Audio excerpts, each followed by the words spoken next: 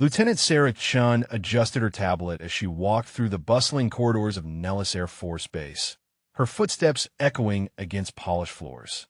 The simulation center loomed ahead, filled with the constant hum of advanced computer systems and the sharp voices of pilots preparing for another training exercise. She had been assigned to observe today's tactical simulation, a role that seemed to exist somewhere between essential and invisible. Captain Marcus Rodriguez brushed past her without acknowledgement, his flight suit crisp and adorned with patches that spoke of real combat experience. She heard him talking to another pilot, his voice carrying the casual confidence that came with years in the cockpit. The man mentioned something about desk jockeys cluttering up real military operations, and Sarah felt the familiar sting of dismissal. Before we dive into this story, drop a comment and let us know what state you're watching from. Maybe you've witnessed similar situations where someone's contributions were overlooked in your community. Sarah had spent 4 years studying tactical analysis at the Air Force Academy, graduating near the top of her class in strategic planning. Her professors had praised her ability to see patterns others missed, to identify weaknesses in complex battle scenarios that seasoned officers often overlooked. Yet here she was, relegated to the observer's chair, while others questioned why an analyst even needed to be present during flight simulations. The simulation room buzzed with pre-flight energy as squadron members checked equipment and reviewed mission parameters. Sarah took her assigned seat at a monitoring station, her multiple screens displaying real-time data feeds from 12 different aircraft. She began reviewing the tactical scenario, noting variables and potential complications that would emerge during the exercise. The mission briefing crackled through the intercom as Colonel Patricia Hayes outlined the day's exercise parameters. 12 F-16 Fighting Falcons would engage in a complex air-to-air combat scenario against simulated enemy forces, testing new defensive formations under challenging weather conditions. Sarah's fingers moved across her keyboard, pulling up meteorological data and threat assessments that painted a more complicated picture than the standard briefing suggested. Captain Rodriguez climbed into his cockpit with practiced ease, running through his pre-flight checklist while joking with his wingman about the perfect flying weather. Sarah frowned at her weather radar display, noting atmospheric pressure changes that indicated potential storm development along the planned flight path. The meteorology report showed clear skies, but her advanced monitoring systems detected subtle patterns that suggested otherwise. The squadron leader's voice filled the control room as engines roared to life on the tarmac outside. Sarah watched 12 aircraft taxi toward the runway, their sleek forms cutting through heat waves rising from sun-baked concrete. She opened a communication channel to flight control, intending to share her weather concerns, but was quickly dismissed by the tower supervisor who reminded her that observers were expected to observe, not participate. As the first wave of fighters lifted off, Sarah's screens filled with telemetry data streaming from each aircraft. Altitude, speed, fuel consumption, weapons system status, and dozens of other variables created a complex web of information that most people found overwhelming. To Sarah, it read like a story unfolding in real time, each data point contributing to a larger tactical picture that revealed strengths and vulnerabilities in the squadron's formation. The exercise officially began as the fighters reached their designated airspace, and Sarah settled in to watch what she hoped would be a routine training mission. Captain Rodriguez's voice cut through the radio chatter with unmistakable disdain as he addressed the control room. "Why exactly do we need a pencil pusher watching us fly today?" he asked, his tone suggesting the question was more statement than inquiry. Several pilots chuckled over the open channel, their laughter creating a chorus of dismissal that made Sarah's cheeks burn with frustration. She focused on her monitors, trying to ignore the comments while tracking the squadron's progress through the first phase of the exercise. The formation looked textbook perfect from a distance, but Sarah's analytical eye caught subtle problems in their spacing and communication patterns. The weather system she had identified earlier was developing faster than predicted, with wind shear conditions forming along their return route that could create serious complications during landing procedures. Rodriguez continued his commentary, explaining to his wingman that analysts like Sarah had never felt the forces of real combat maneuvering or experienced the split-second decisions required in actual dogfights. Real military work, he emphasized, required instincts and experience that no amount of classroom theory could provide. His words carried the weight of someone who had earned his opinions through years of dangerous missions and successful completions. Sarah opened her tactical analysis software and began modeling potential scenarios based on the current flight patterns and developing weather conditions. Her calculations revealed critical vulnerabilities in the squadron's defensive positioning, weaknesses that could be exploited by enemy forces in actual combat situations. She attempted to transmit her findings to the flight leader, but her communication request was denied by protocol officers who reminded her that observers were not authorized to provide tactical input during active exercises. The simulation reached its second phase as enemy contacts appeared on radar screens throughout the control room. Sarah watched 12 green dots representing the squadron maneuver against red hostile markers that moved with program precision across her tactical display. The engagement parameters were complex, designed to test pilot reflexes and squadron coordination under intense pressure from multiple threat vectors. Flight Leader Harrison's voice crackled through communications as he directed the formation into defensive positions, his commands sharp and authoritative. Sarah noticed immediately that his chosen formation left the squadron's eastern flank vulnerable to the simulated surface-to-air missile systems. But her attempts to flag this concern were met with stern reminders about observer protocols from the control room staff. The Storm system continued building strength along the squadron's planned return route, with wind speeds now approaching dangerous levels for landing operations. Sarah pulled up detailed atmospheric models that painted an increasingly troubling picture of conditions the pilots would face in 45 minutes when fuel reserves forced them to return to base. She tried again to communicate with meteorology, but was told that weather updates would follow standard reporting schedules. Captain Rodriguez engaged his first simulated enemy fighter with textbook precision, his aircraft dancing through programmed evasive maneuvers while maintaining formation discipline. His flying skills were undeniably impressive, each movement calculated and confident. Sarah admired his technical abilities even as she recognized the tactical blind spots that his focus on individual performance created within the larger squadron framework. The exercise intensity increased as additional enemy contacts appeared, forcing rapid decision-making that would determine success or failure for the entire training mission. The simulation reached critical intensity as enemy forces launched a coordinated assault from 3 directions simultaneously. Sarah's screens filled with red warning indicators as hostile missiles streaked toward the squadron's position, forcing pilots into evasive maneuvers that scattered their carefully maintained formation. The control room erupted with urgent communications as flight leaders struggled to maintain tactical coherence under the programmed assault. Sarah's analytical mind processed the unfolding scenario with growing alarm as she recognized a dangerous pattern developing in the enemy's attack strategy.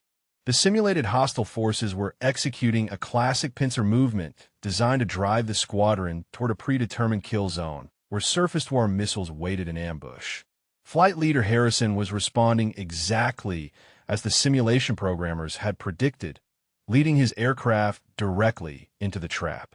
She leaned forward in her chair, fingers flying across her keyboard as she pulled up tactical projections that confirmed her worst fears. The squadron had perhaps 90 seconds before they reached the point of no return, where escape from the kill zone would become mathematically impossible. Her heart raced as she calculated alternate flight paths that could break the enemy's tactical advantage, but protocol regulations prevented her from transmitting this information directly to the pilots. Captain Rodriguez's voice cut through the radio chatter with characteristic confidence as he reported successful missile evasion. But Sarah could see on her display that his maneuver had actually pushed him deeper into the enemy's carefully laid trap.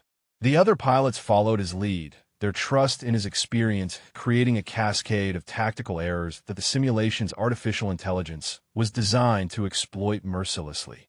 Time was running out as the squadron flew unknowingly toward disaster. Alarms began screaming throughout the control room as multiple system failures cascaded through the simulation network.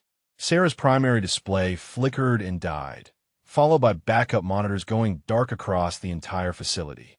Emergency lighting kicked in, bathing the room in red shadows while technicians scrambled to identify the source of the catastrophic malfunction that had crippled their ability to monitor the exercise.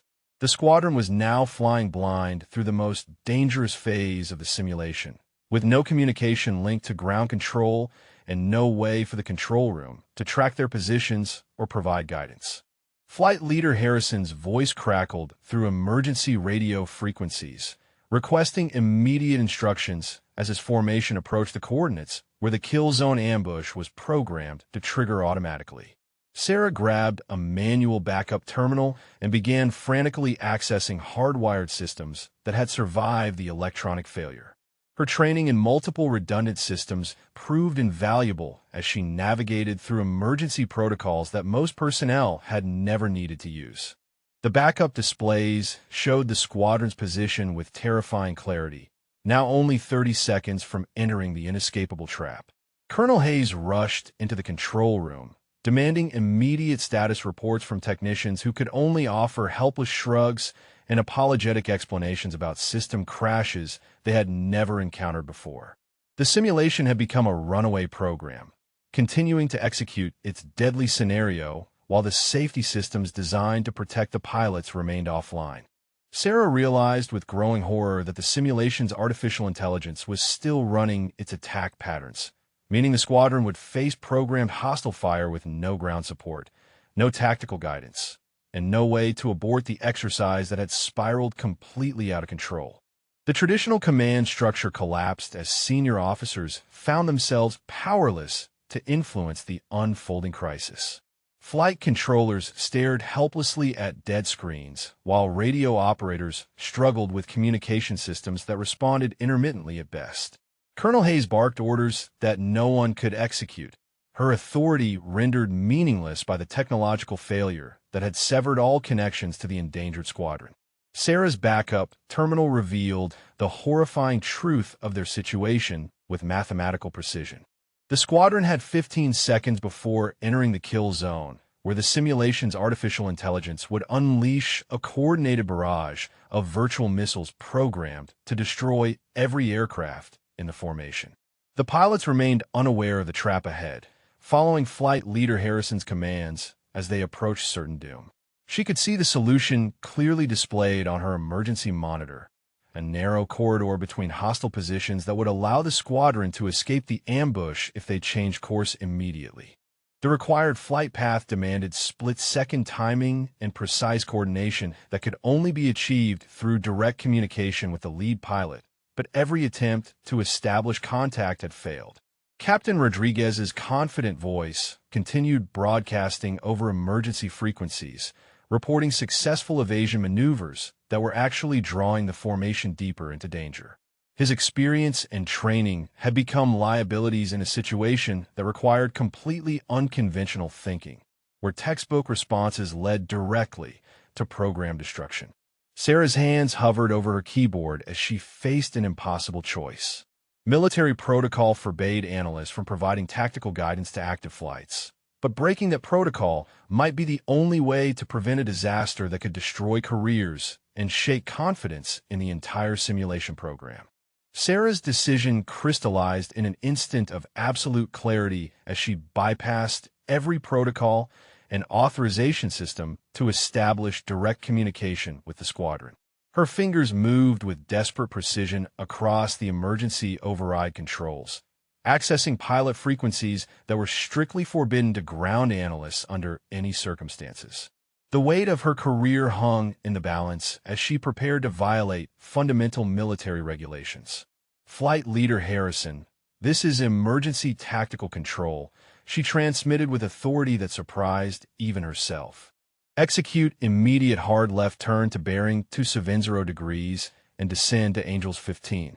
You have hostile contacts in a coordinated ambush directly ahead. Break formation now and follow my guidance for safe corridor navigation.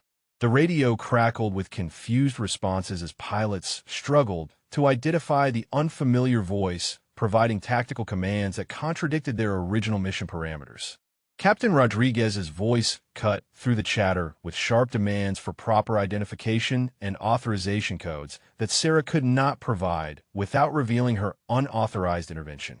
Colonel Hayes spun towards Sarah's position with a mixture of shock and growing understanding as she realized what the young analyst was attempting. The control room fell silent except for the urgent exchanges between Sarah and the squadron, every person present understanding that careers and lives hung in the balance of this unprecedented breach of military protocol. Sarah continued transmitting precise navigational instructions that would thread the squadron through the narrow gap she had identified in the hostile formations. Her voice remained steady despite the chaos surrounding her, each command calculated to exploit weaknesses in the simulation's programming that only her analytical perspective had been able to detect and understand. Flight Leader Harrison followed Sarah's unconventional guidance with military precision, banking his aircraft hard left while the rest of the squadron executed the emergency maneuver that carried them away from the programmed kill zone. The simulation's artificial intelligence responded with confusion as its target acquisition systems lost lock on aircraft that had suddenly disappeared from predicted flight paths, buying the pilots precious seconds of safety. Captain Rodriguez's voice exploded over the radio with furious demands for immediate explanation and proper chain of command authorization. Who authorized this tactical deviation? He demanded, his anger cutting through emergency frequencies like a blade. This is a direct violation of exercise protocols and established command structure. I want immediate identification of the unauthorized controller providing these instructions. Sarah continued transmitting navigation coordinates that guided the squadron through increasingly complex evasive patterns designed to exploit gaps in the simulation's defensive programming. Her analytical understanding of the artificial intelligence's decision trees allowed her to predict enemy responses with uncanny accuracy, turning the squadron's desperate escape into a masterclass of tactical maneuvering. The control room erupted with heated arguments as senior officers debated whether to support Sarah's intervention or restore traditional command authority. Colonel Hayes watched the tactical displays with growing amazement as the squadron successfully navigated threats that should have been impossible to avoid, while other staff members demanded immediate disciplinary action against the analyst who had shattered military protocol. Sarah felt the weight of every gaze in the control room as she continued guiding the pilots through their escape route, knowing that her career hung in the balance, but unable to abandon the squadron she had committed to saving from disaster. The simulation concluded with unprecedented results as comprehensive data analysis revealed the true scope of what Sarah's intervention had prevented. Technical specialists worked frantically to reconstruct the sequence of events, their computers calculating probability matrices that painted a stark picture of alternate outcomes. Without the tactical deviation she had orchestrated, the squadron would have suffered complete simulated destruction within 47 seconds of entering the kill zone. Colonel Hayes studied the detailed mission reports with growing astonishment as the numbers told an undeniable story. 12 aircraft saved through unconventional maneuvering that had exploited weaknesses no previous analysis had identified.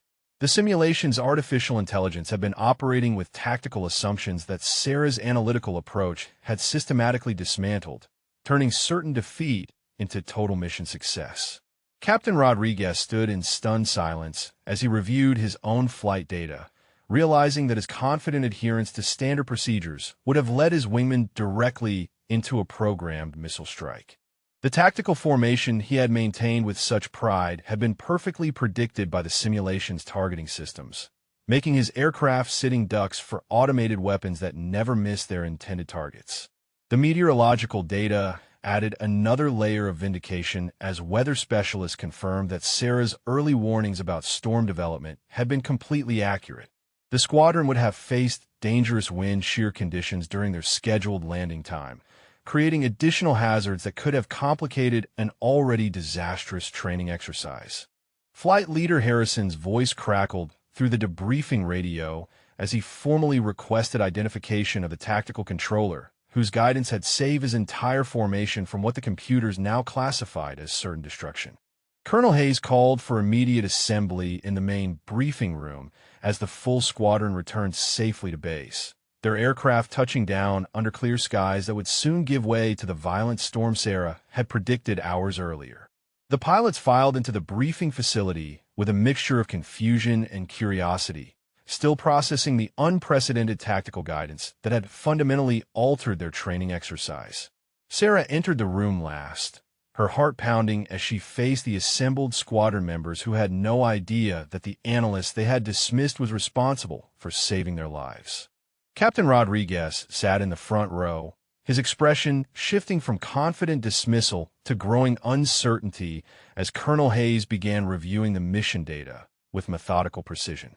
The tactical breakdown revealed Sarah's strategic brilliance in terms that even the most experienced pilots could understand and appreciate. Her ability to identify the simulation's programmed weaknesses had transformed an impossible scenario into a textbook example of innovative thinking under extreme pressure. Each decision she had made demonstrated a level of tactical sophistication that challenged fundamental assumptions about the relationship between analytical theory and practical application. Flight Leader Harrison listened with increasing amazement as the full scope of Sarah's intervention became clear, his respect for her abilities growing with each revelation about the deadly trap she had helped them avoid. The squadron members who had laughed at her presence now stared with new understanding, recognizing that their survival had depended entirely on the expertise they had so casually dismissed. Colonel Hayes turned toward Sarah with an expression of professional admiration that transformed the entire atmosphere in the briefing room from skepticism to genuine respect for exceptional tactical abilities. Colonel Hayes announced that Lieutenant Sarah Chun would be immediately recommended for advanced tactical command training at the Air Force's Elite Strategy School. Her exceptional performance during the crisis having demonstrated abilities that demanded recognition and development. The room erupted in spontaneous applause as squadron members who had once questioned her presence now stood to honor the analyst who had saved their lives through pure intellectual brilliance. Captain Rodriguez approached Sarah after the briefing, his earlier arrogance replaced by genuine respect and a formal apology for his dismissive attitude. He admitted that her tactical thinking had exposed blind spots in his own experience that could have proven fatal in actual combat situations. The other pilots followed his example, each offering their own acknowledgments of her exceptional abilities and their gratitude for her life-saving intervention. Sarah received official commendation for her actions, with Colonel Hayes noting that her willingness to break protocol in service of mission success exemplified the kind of innovative thinking the military needed to face modern challenges.